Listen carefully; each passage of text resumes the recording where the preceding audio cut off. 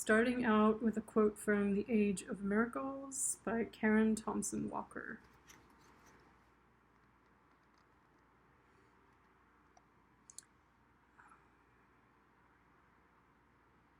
Synodon dactylon, also known as Bermuda grass, the main variety of which is Arizona common, a hardy breed of grass resistant to heat and drought, and thus popular at one time for lawns and golf courses throughout the southwestern United States.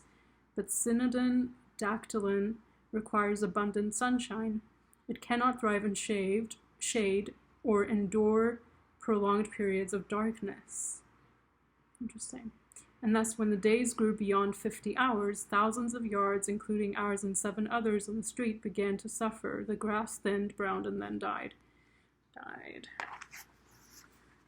Okay. This reading is like loaded with death cards. We'll see what that means. Hawks are sunbirds, masters of the golden rays of the wide blue upper world.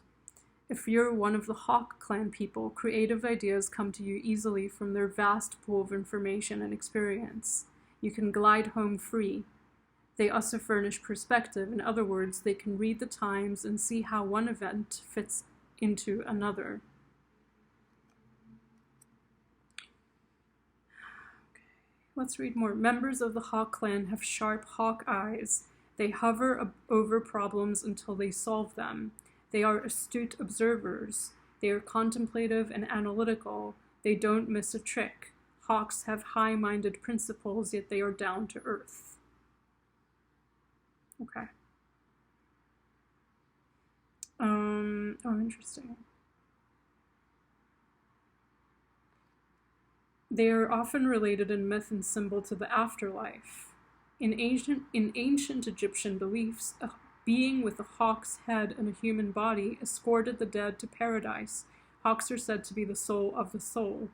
They are magic birds speaking enlightening words of power to all those who will listen. They can be prophetic oracles. If need be, trust your hawkish instincts and strike a blow for personal freedom. Push through. Hawks have strength and power, and they overcome obstacles. They will not let their foresight slip away without making the most of it.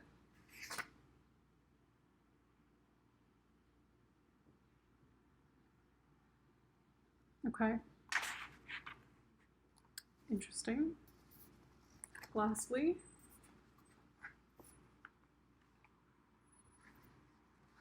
what is going on with this reading? Okay. We have to pick up things our people have left along the trail, Eddie tells us. Everything wasn't passed down. Too many of our people died too quick back then. They didn't have time to pass it all down. So we Indians today have to go back and find the things that got left along the trail.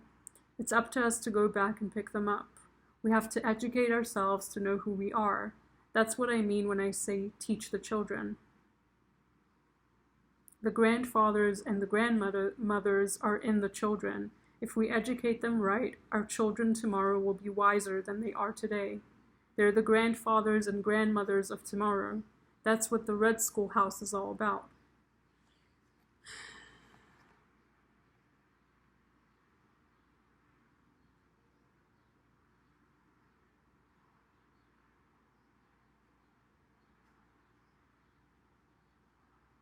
Okay. Yeah. I'll come back to all of those because I probably won't remember them, but just right now to think about it might be good for me to think about what I just read, because otherwise it might kind of slip away. There was something about generations and death and passing on something to other generations, and then there was something here with the Hawk clan people about seeing from above, right? So they can solve problems. But there's also something about death and the afterlife, the symbol for the afterlife. They escort the dead to paradise. They're the soul of the soul. Magic birds speaking enlightening words of power. Okay. And then I've had a really interesting relationship with birds lately. If anyone has as well, please comment below. But yeah, there's so much I've gotten from birds. And then this one was about the grass and how it can't endure shade or prolonged periods of darkness. Okay. And then it dies. It thins and dies if it just stays in the dark for too long. Okay. So that's the weird thing, is like I was picking up a lot about death, and when I do the books, I just kind of shuffle the pages. I'm not preparing it with the reading. The readings, the cards are spread before, because I just don't want to spend too much time on it on video. So this always reminds me, for obvious reasons, of the death card, but it also has like this metamorphosis feeling to me of like dark to light or light to dark. This is the pause, a deep breath taken before a journey, the space between all things within all things, an infinite place where new ideas, new ways of being can take form, awareness, 15, which is a 6. So now I'm thinking about darkness. I'm going to keep that in mind, because darkness was something that this specific type of grass couldn't endure prolonged periods of darkness and really needs light. And then we have passage, which is a death card. There's a bird here as well. It's not a hawk. It kind of feels like these two women are grieving, or they're just kind of somber. Meditative, somber, silent, taking something in. 13 is an interesting number, right? Because it's controversial. I think it's a lucky number in Judaism, but maybe not so lucky in Christianity. I'm not sure. I've heard about something like that. Okay, so then I also wanted an extra card to kind of decrease the whole death thing, because it was like overwhelming. And I got the crown chakra. So crown is like the highest spiritual, enlightenment, where we attain the highest kind of wisdom and enlightenment. And that's interesting with the hawk. They kind of hover above a situation and gain wisdom from it. I'm going to take these to the side for a minute, and I'll come back to them. So the main message that's coming out here is about taking a fresh start. It's not necessarily that you get a fresh start. It's not like someone's presenting you with an opportunity. You may have to make it yourself. You may have to create this new opportunity for yourself, or just a new perspective.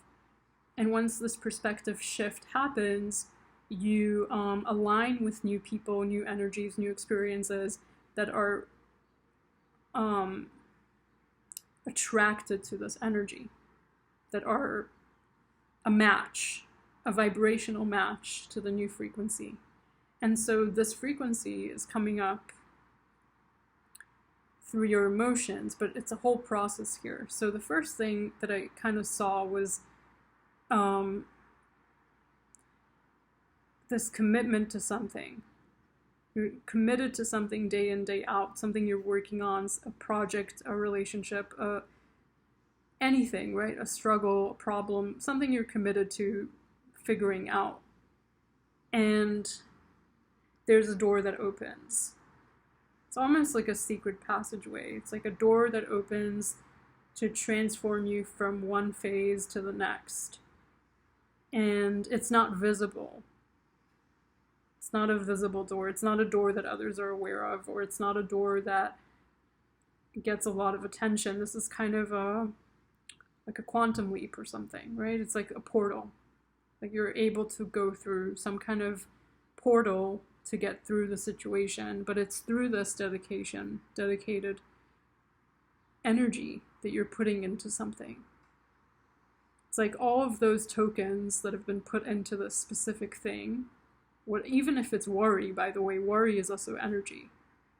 So you're putting tokens into something. By putting tokens into this thing, not non-stop, day in, day out, you're creating some kind of portal here that's opening up for you, that releases But it creates a situation here. We have the death card again, third time. It's wild. It's a really big transformation, something being released. And I do feel like there's possible resistance, because I think the death card brings up resistance naturally in our instinct, right? And so there's a resistance to change, a resistance to metamorphosis. And we have, is that an eagle or a hawk? Well, it's some kind of bird here underneath. I don't know if you can see it. The bottom.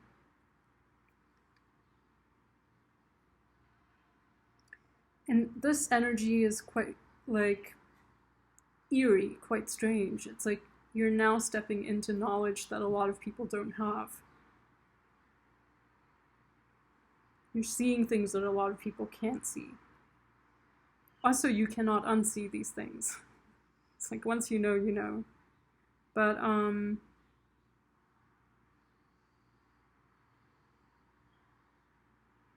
now just looking at numbers, which I've been doing a lot lately. I hated doing that in the past, so I don't know why I got into it, but 2, 2, 3, 13. The twos. Yeah, so this portal has to do with knowledge. Right, that's the knowledge. But it's the knowledge I specifically wanted to be separate from the emotion, because I think it's kind of not necessarily contradictory, but you're stepping into a place where you feel. The feeling could be a gut feeling, it could be a heart feeling, it could be a throat, right? It's where your chakra is activated through your body. You can pay attention to that. And that's telling you something. And it is almost like through meditation, you're getting this knowledge. The knowledge is separate from the feeling, though. When you get the knowledge, that's very much connected with this door opening, but the feeling is more about you taking on a new perspective. And I think this is where people get manifestation wrong. Wow, I feel like I'm talking about something really intense here. When people talk about manifestation, they might only talk about the surface, which is this feeling, right? But here we're getting into the knowledge. And the knowledge is like, you will actually know what's going on. Like, it won't sound like fluff. You'll actually understand how to navigate this, and even to write about it or to educate others. So it's kind of cryptic, let's put it that way. But what are we really dealing with? Because I don't want to leave you kind of in the dark. Happiness is a choice I make. And I remember this actually came up after. Releasing anger from the past sets me free in the present. Right, so that Fool can almost be like, happiness is a choice I make. You're getting into a different vibration. Becoming more free in the present. So releasing doesn't have to be anger. Releasing anything helps you become more free, and then turning to happiness is a choice. I do want to go to these cards, to these books, I mean, and just be reminded of what it was. So I'm thinking of this grass that cannot be, it requires abundant sunshine, it cannot thrive in shade or endure prolonged periods of darkness. And I'm thinking of it more psychologically, right? Because that's what we're dealing here with death. We're not dealing with like a literal, we're dealing with some kind of metamorphosis of the psyche. So the shade that the grass cannot endure would be like your shadow, right? Dwelling in the shadow. And the shadow is a Jungian, it's Carl Jung, the psychoanalyst, was talking about it as part of your psyche that you hide from yourself. It's something that you don't want to deal with, you don't want to face you don't want to face it, so you turn it to the unconscious, and that's why often it will show up in dreams, right? That's why psychoanalysts are so interested in people's nighttime dreams, because a lot of unconscious information comes up in the dreams, supposedly. But the other part of it was darkness. And so the way I'm thinking of darkness is kind of like the dark night of the soul. It's almost telling you, like, do not spend too much time there. And that's came up in the last video that I uploaded, was kind of like, yes, it's good to do spiritual work, but often that can also be a kind of cop-out, right? To not deal with things. Or spending too much time in the hermit or in analysis paralysis, right? That was in the video that was titled Devils in the Details. So spending too much time in those details and in that psychological analysis can be harmful as well. It's like knowing when to release that and come back into the sun and choosing to be happy and releasing things from the past. And maybe that's kind of the main knowledge that you're getting, but it feels like it's going to be particular for each person. Like every person's going to get it in their own way. If this makes sense to you, if you're connecting with these messages. So with the hawks are sunbirds, right? And we're talking about the sun needing an abundance of sun. I don't even know what sunbirds are. I've never heard of that before, but masters of the golden rays of the wide blue upper world.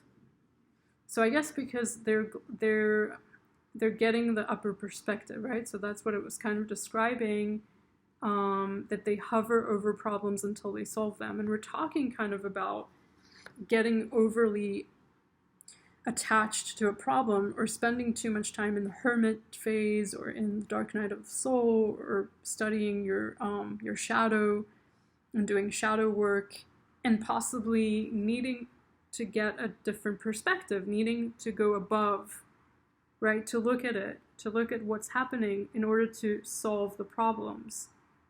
Becoming an astute observer, becoming contemplative and analytical, not missing a trick. Being high-minded but also down to earth. Really interesting. Listen to them. They are sacred messengers in translating messages from the soul of the wind, which knows everything.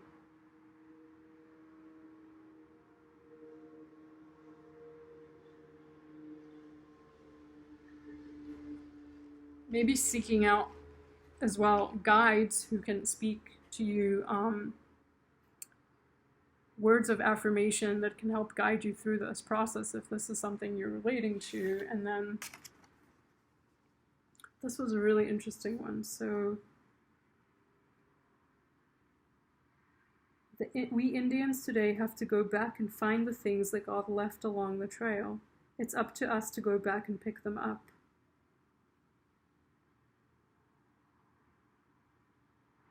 Because things weren't passed down. Too many of our people died too quick back then. That's what I mean when I say teach the children. The grandfathers and the grandmothers are in the children. If we educate them right, our children tomorrow will be wiser than we are today. They're the grandfathers and grandmothers of tomorrow.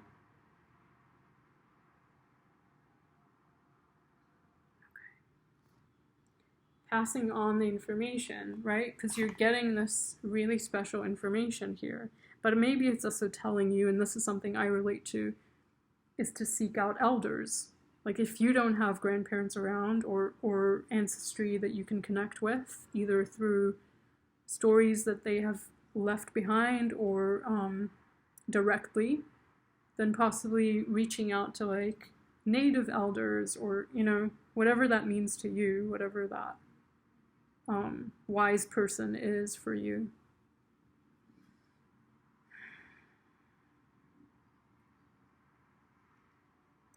Because the information is just as important as the feeling. The evolution that's happening on an emotional scale where you're able to kind of start fresh is important, but also the information is important. And I'm not really sure why. Do I need to clarify this? Right, okay, so this actually came up when I was shuffling. So, lately I like put cards back in. It has to do with conflict among people and the hermit, right? So the conflict results in kind of going within and sheltering. That makes sense. So a lot of times when we have conflict with other people, we will go off on our own. And this might not even be, I mean, it could even be things you're seeing on the news. Like, it doesn't have to be directly related to you dealing with people. It could even be like seeing something on the news is upsetting, or dealing with someone is upsetting. You're going in within to understand your own shadow, to do shadow work. And that's where you need to set boundaries. And you need to also understand, you need to use reason to be clear, to be understanding, but also to have very clear boundaries. And that boundaries was important for the emotions, because your feelings, you won't be able to get into the right vibration emotionally if you don't have these boundaries. And it will be very difficult to pass through this door, this portal, whatever this may be, if you're over-emotional, or if you're not understanding the information that's being presented. Because it's easy to get swept up in conflict right now, or swept up by emotionalism, and getting the pain body triggered. So it's important to kind of release any kind of anger, release any kind of experiences from the past that are difficult, shift more towards lighter experiences and lighter feelings. And that's not to say that you're not right to feel angry about certain things, but it's just kind of an energetic shift that helps you connect with better experiences. It's not turning a blind eye to what's happening around you, but it's rather changing your energetic frequency so that you can start to attract better experiences towards you. I don't know if that makes sense to anyone, and if it doesn't, that's okay. But there's a big transformation happening here with the Death card coming up like pretty much 3 times, and it feels like it's an important message to say that this is just a pause, where you can get new ideas and new ways of being, and you can start to kind of embrace change in your life through this time of transition without getting fixated on how that transition will happen or getting too fearful of it. Don't get attached to the story right now. Just kind of find your way through it. And again, this isn't to, because I know I like briefly mentioned something about the news and about conflict, and I'm not trying to say that people should turn a blind eye or ignore things that are happening around them. But I guess what I'm trying to speak of is more of a spiritual, which is the only thing I speak about here, more of like a spiritual transition within us as a collective, to kind of focus in more on positive feelings and release any kind of blame or negativity or anger or guilt or shame or, sorrow around relationships or stories that may be told. And then, the importance of passing on that information to the next generation so that they can continue this. I hope that made sense.